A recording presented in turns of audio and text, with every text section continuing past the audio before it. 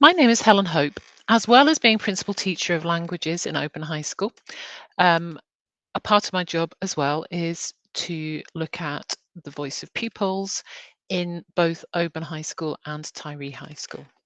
So today's presentation is a little bit about how we are using pupil voice, how we will be using pupil voice to help with future improvements in the school, and how using pupil voice helps us in everyday activities in the school as well. So first of all, we are going to be looking at current guidance about involving pupils in making improvements, which is effectively what pupil voice is. We're going to reflect on pupil voice opportunities in Tyree and Open High School, and we're going to think about how we use this to help us understand the impact of those improvements that we're making. And we're going to be using that knowledge to inform long-term planning. So the voice of pupils is very important. We try to get a lot right for the pupils. We can't always do everything that they would like us to, but we really do try to listen to pupils and find out how things are and how we can improve.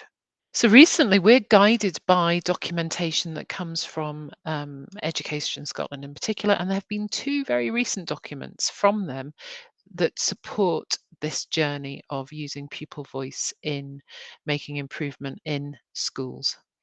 First of all, we've got this Introduction to Learner Participation in Educational Settings, and that's from September, and also looking at good outcomes from improvements and how you listen to stakeholders' views in that.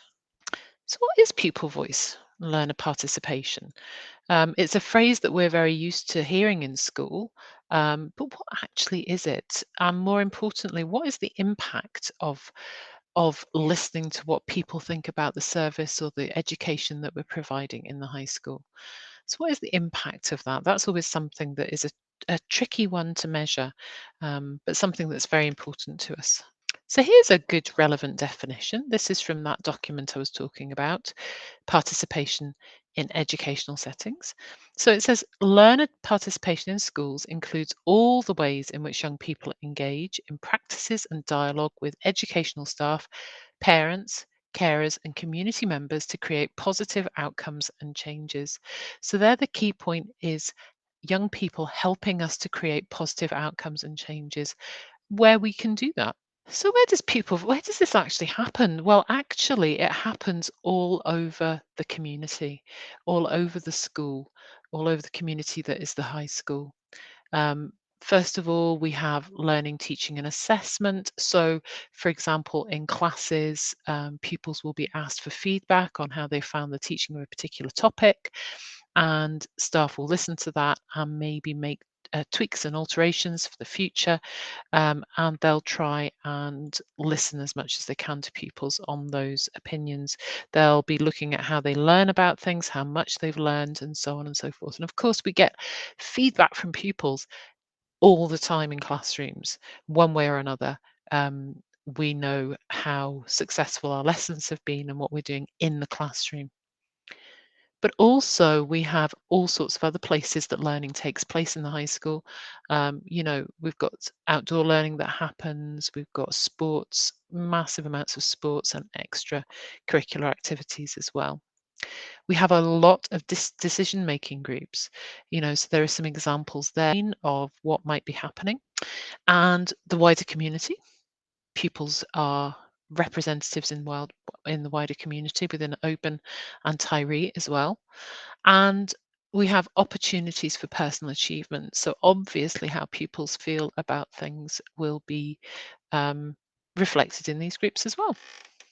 So pupil voice is happening the whole time in the high school. It's not something that is just simply handing out forms, questionnaires to pupils the whole time. It's really kind of listening as well to what pupils think about things, maybe taking on board what is said as well. So how does this actually happen? So we've looked at the slide before, which says that we've got pupil voice taking place across. This is from Education Scotland. This is a list that I put together of the opportunities that we have for Oban and Tyree high schools.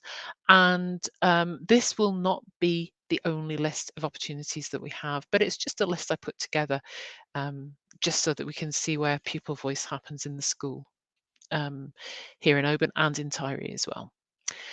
So we first of all we have senior pupil leadership teams, and they are, as you probably will know, they are very important to us. They are our sixth year leadership teams, and they are involved in every single aspect of school life and have a lot of opportunities for influencing, guiding, and talking about things that happen in the school.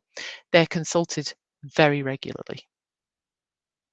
We have the junior pupil leadership team, which has just been formed. And again, these are third year pupils who are going to be involved, kind of like assistants to the senior pupil leadership team. So again, their main job is going to be to assist the senior pupil leadership team in all aspects of the school, what happens in the school, but also to find out what younger pupils are thinking about in both schools. We have pupil representatives on the parent council. So we use on parent councils, we use pupil views there, definitely. You might have seen that the school also has the schools have a number of podcasts that are happening at the moment. And the podcasts are where we have pupils who are really talking about a range of issues that affect them. It's not just how are things in school at the moment, but how are things affecting you? What issues are affecting you at the moment? And they have some very interesting ideas and thoughts on that. And on a Friday, there is clan class where um, there is a lot of pupil consultation, and it's a great way of having some pupil consultation happen. For example, recently in Oban, we were looking at the possibility of the jingles for junior year groups, and opinions were asked about that during that time. So it's a really good way of getting pupil voice as well. We have eco groups, we have a wide variety of extracurricular groups where people can be kind of listening to how things are going for pupils. We have planned pupil voice activities, which is what I've been involved in so far, which is really going to as many pupils in both schools as possible and finding out what they think about a range of really key topics that the school wants to look at and wants to maybe alter, especially when we've been looking at how things have been coming on through the development of the pandemic. So how that's affected pupils, how pupils are dealing with that, and where we go forward. So we have a lot of opportunities at the moment, and these are going to be developed as well. The improvements that we're making at the moment as part of the improvement plan is really looking at using um, something called high quality feedback and differentiation in the classroom. So effectively, how are we going to be using that in our pupil voice feedback? So first of all, teachers are going to be looking at changes that they can make in the short term with maybe an identified class or group. And they're maybe going to think about the following. If they could see the improvement was happening, what would they expect to see in the classroom? They'd expect to see people saying more of this or feeling more about this about their lessons, and they'd expect to see a particular improvement happening. From the documents that I've just been talking about, we're using documents that are very relevant and part of self-evaluation material at the moment. And we have a few questions that are going to be asked of pupils before and after these targeted improvements are made. So we have feedback on the left-hand side, which has the letter F. And the question is that we will be asking pupils over the course of the year, is it's easy to know the progress I am making and to describe this to parents or carers. And then talking about the spoken or written feedback we get from teachers. This is really our big focus at the moment this year.